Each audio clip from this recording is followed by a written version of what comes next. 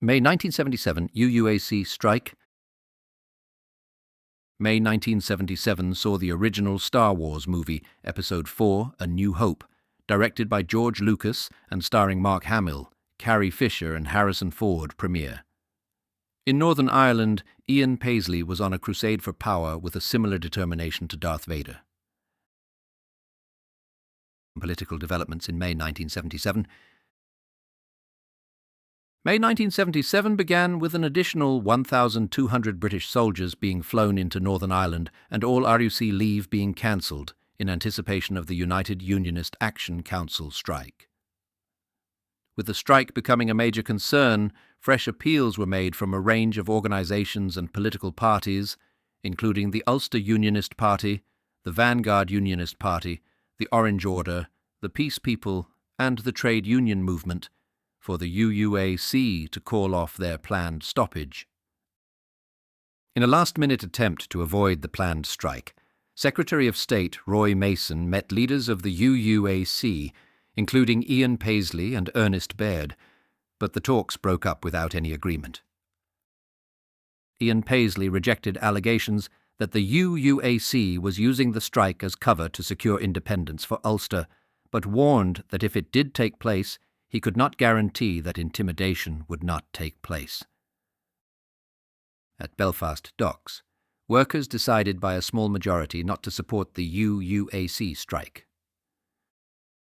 With the strike looming, in areas of Belfast, including the Shankill and Crumlin Road, there were reports of several food vans being hijacked and their contents stolen. To compound the anxiety amongst the people, in an interview, British Defence Secretary Fred Mulley warned that it might be impossible for the Army to maintain essential services. County Grand Master of the Orange Order in Belfast, Thomas Passmore alleged that he had received death threats in the wake of his public opposition to the strike.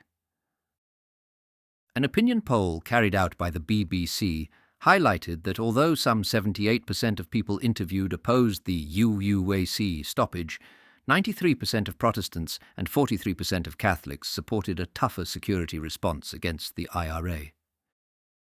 The RUC announced that it had set up a special anti-intimidation squad to try to counter the use of the tactic during the proposed strike. Just before midnight, in a reverse of an earlier decision, 400 workers walked out of the Belfast shipyard. The strike started on the 3rd of May.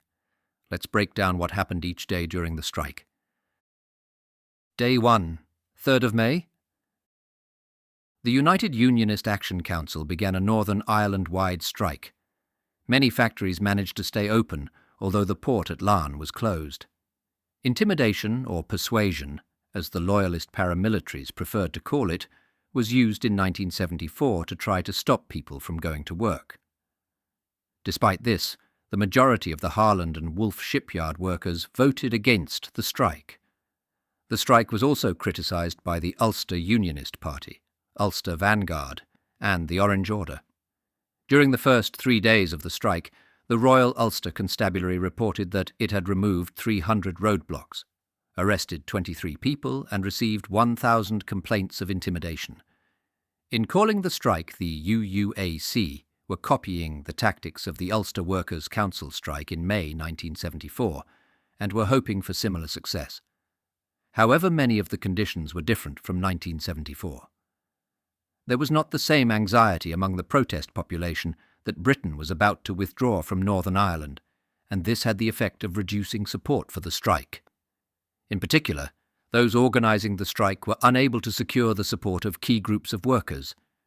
Chief amongst these were the workers at Ballylumford Power Station who, although brought under great pressure, refused on several occasions to support the strike. The other major factor was that the British government had learnt some lessons from the 1974 strike and was more prepared for the tactics of the strikers. Day 2.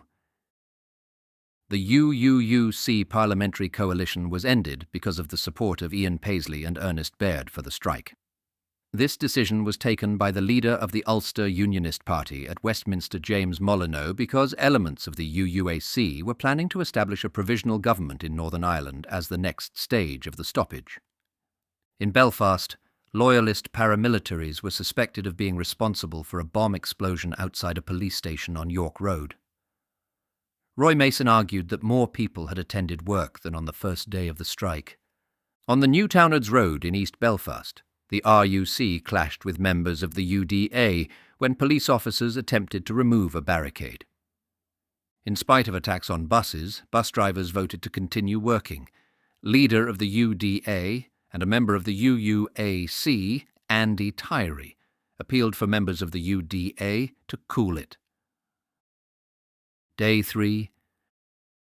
After 3 days of the strike, the RUC released figures showing that it had dismantled some 300 roadblocks, arrested 23 people, and dealt with over 1,000 cases of alleged intimidation. In addition, it also claimed that the United Unionist Action Council was deliberately choosing to employ women and children during confrontations with the police to draw support to its cause and to alienate people against the RUC. Day 4. The United Unionist Action Council was unable to secure the support of the workers at the Ballylumford power station near Larne. This meant that power would be maintained, and factories and commerce could continue to operate. The Ballylumford workers had control of a major part of Northern Ireland's power supply, approximately 2/3, and thus were crucial to the outcome of the strike. The Coachman's Inn, a hotel situated near Bangor in County Down, was attacked by a mob which set fire to the building. The premises had continued to remain open during the strike. Secretary of State Roy Mason met a delegation led by the leader of the Ulster Unionist Party, Harry West. Its members included representatives from the Orange Order, industrialists, farmers, and businessmen. The delegation pressed Mason to embark on a series of tougher security measures. Contrasting claims continued to be made about the progress of the UUAC strike. While the Northern Ireland office claimed that the business sector was near normal, leaders of the UUAC argued that support for their action was growing. In an attempt to increase the pressure, the UUAC called for a complete shutdown of Northern Ireland on Monday the 9th of May. This call was criticised by Harry West, who said he had been guaranteed by Roy Mason that a tougher security policy would be implemented. Day 5. The Peace People held a rally, its first public rally for some time, outside Belfast City Hall to protest at the levels of intimidation in the wake of the strike. Attention once again turned to the workers at Ballylumford Power Station near Larne, which was increasingly being seen as crucial to the outcome of the strike.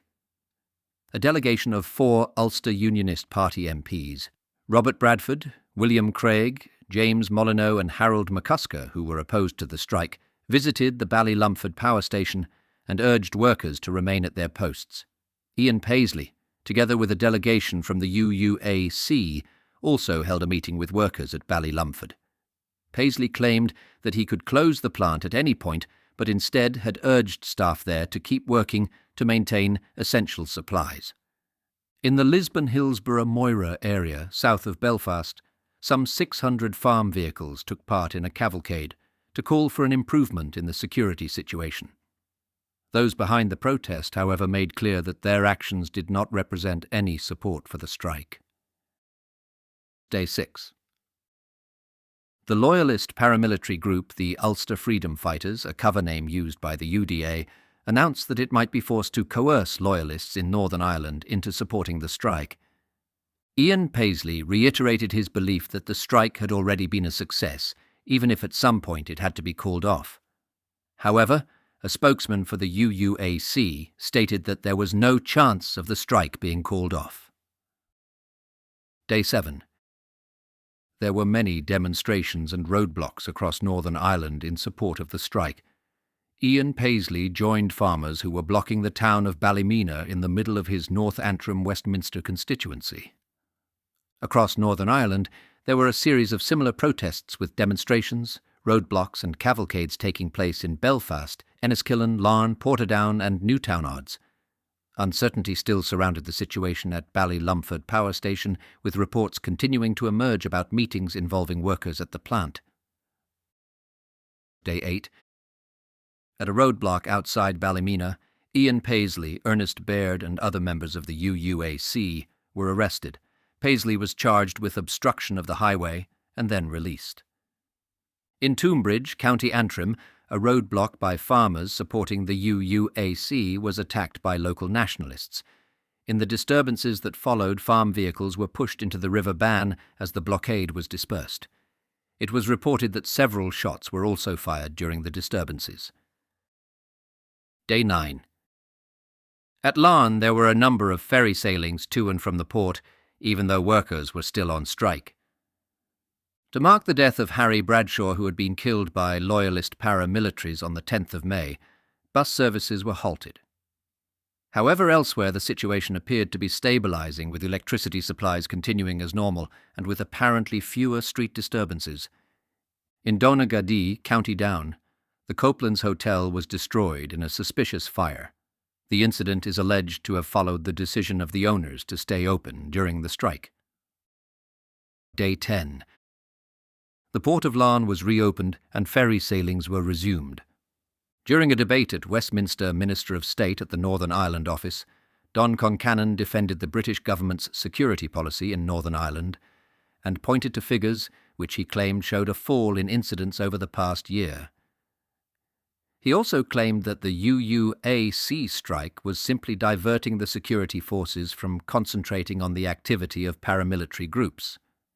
On the political front, Concannon also held out the possibility that the government hoped to launch a new initiative after the local council elections scheduled for the 18th of May. Day 11, 13th of May. The United Unionist Action Council called an end to its strike, which began on the 3rd of May. The strike had failed to stop many aspects of industry and commerce. Ian Paisley declared the strike a success. However, many commentators considered that in comparison with the Ulster Workers' Council strike of 1974, the UUAC strike was not a success. The RUC were to report later that 3 people had been killed, 41 RUC officers injured, and 115 people charged with offences committed during the strike. On the 18th of May, elections were held for the 26 district councils in Northern Ireland.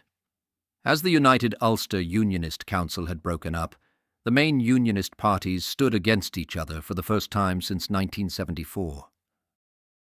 5 days later, Secretary of State Roy Mason started a new round of talks with the leaders of the main political parties.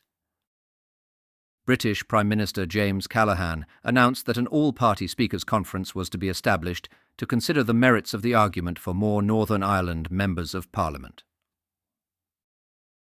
A statement written by 4 members of the Church of Ireland, who were also graduates of Trinity College Dublin, appeared in the Irish Times and other newspapers on the 30th of May. The statement contained an apology for the deeds of the Ascendancy Church in its dealing with the Catholics of Ireland. The role of the Church Committee of the Church of Ireland issued an important statement in February 1977. It ends with the words, "given penitence, honesty, realism, and a determination to face radical change. There is still time for the churches, governments, and others to make a positive contribution to the creation of a society for which we all long." In 1691, William of Orange concluded the war in Ireland with the Treaty of Limerick. He granted terms that were generous for the age. They included giving Catholics the same rights they had under Charles II, and also permitted the defeated Irish to hold lands under certain conditions. In 1692, the Parliament that met in Dublin refused to ratify the treaty. In 1695, they set up penal laws with the aim of removing land and power from Catholics. The Protestant ascendancy that ruled the Dublin Parliament was the ascendancy of the Church of Ireland. So the penal laws were to some extent applied to Presbyterians also. They, like Catholics, could not hold office under the Crown. They, like Catholics, were forced to pay tithes to help finance the Church of Ireland. For these and other reasons, Presbyterians migrated in tens of thousands to the United States. In the War of Independence they, through their sense of grievance, helped form the backbone of Washington's army. But what we, as members of the Ascendancy Church, did to the Catholics was infamous beyond belief. As the Chief Justice of the day said, "The law does not suppose any such persons to exist as an Irish Roman Catholic." By our studied and deliberate degradation of a proud and cultured people, we reduce them to a poverty-stricken peasantry bereft of their natural leaders. We hounded their priests and denied them all possibility of education. We therefore set in train events that led eventually and inevitably to the starvation of the famine years from 1845 onwards.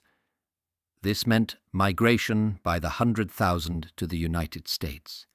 We are deeply sorry for these and many other such deeds, not in the spirit of breast-beating, but in honesty and penitence. We know that we must realistically face them if we are ever to be trusted in the future. We know of many other situations in the world where an honest and penitent facing of the facts, instead of excusing ourselves, could lead to the creation of a society for which we all long. It is to this end that we sign this document. Each of us has lived in the north of Ireland for a number of years, was born in the south of Ireland, is a confirmed member of the Church of Ireland, is a graduate of Trinity College, Dublin, believes we cannot expect our leaders to do and say what we are not prepared to do and say ourselves. Shootings, beatings and abductions in May 1977. May 3rd. Civilian Edward Coleman, 22, was found shot and killed in a field off the Glen Road in Belfast. He was shot by the IRA as an alleged informer. May 5th. Ex-British soldier James Green, 22, was shot and killed by the IRA in the Andersonstown area of Belfast. May 8th. Civilian Robert Crawford, 40, was found shot on Forth River Road in Belfast. May 10th. The Shankill butchers kidnapped and tortured a Catholic civilian in Belfast. He was found in an alleyway off the Shankill Road after the gang had beaten and stabbed him and slashed his wrists. He was the first victim to survive such an attack. Harry Bradshaw, 46, a Protestant civilian, was shot and killed by loyalist paramilitaries as he drove a bus on the Crumlin Road in Belfast. He was killed because he was working during the United Unionist Action Council strike. May 12th. In an incident on the Donegal Road in Belfast, the driver of a petrol tanker was shot when he was forced to stop by a large crowd of loyalist protesters. Douglas Deering, 53, a justice of the peace, was shot and killed by the IRA in Rosslea, County Fermanagh. May 14th. Robert Nyrak, 29, a member of the British Army, was abducted by the IRA outside the Three-Step Inn near Forkhill in County Armagh. His body was never recovered and he was presumed dead. He is listed as one of the disappeared. The IRA later stated that they had interrogated and killed a SAS officer. Nyrak was posthumously awarded the George Cross. May 20th. Daniel McCooey, 20, a Catholic civilian, died 3 weeks after he had been severely beaten by members of a British Army foot patrol in Castle Street, Belfast. Off-duty UDR soldier Robert North, 52, was shot and killed while driving a school bus near Benburb in County Tyrone. May 21st. Ex-RUC officer Christopher Shaw, 63, was shot and killed by the IRA in the Lisburn Road area of Belfast. May 23rd. UDA members undertook an armed robbery of Hewitt's Bowling Club in Somerdale Park, Belfast. Protestant civilian Rowland Hill, 74, was shot and died of his wounds on the 29th of May, 1977.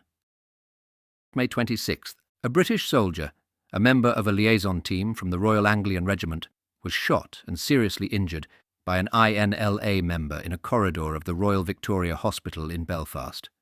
One of the 5 shots fired also hit a male nurse. May 30th. Civilian Malachi Gregory, 39, was shot and killed by the IRA on College Square in Belfast. He was mistaken for an off-duty member of the British Army. Bombings in May 1977. May 5th. A bomb exploded outside the Lismore factory in Portadown. It was believed that loyalist paramilitaries were responsible for the bombing, which was thought to be a response to the factory remaining open during the stoppage. May 10th. John Geddes, 26, a member of the UDR, was killed in a loyalist bomb attack on a petrol station on the Crumlin Road in Belfast. Again, this attack was carried out because the petrol station had opened during the strike. UDA members William Hobbs, 44, and James McClurg, 25, were killed as the result of a premature explosion of an incendiary bomb they were working on at a derelict house in Monkstown, Newton Abbey, County Antrim. May 28th. 5 improvised mortar shells were launched by the IRA at Warren Point Docks. All the bombs fell short and exploded in the waters of Carlingford Loch. The mortar and 2 shells were later found by the Garda in Drummalla, near Omeath. The Irish Army defused the devices. Thank you for listening to this episode of Tales of the Troubles.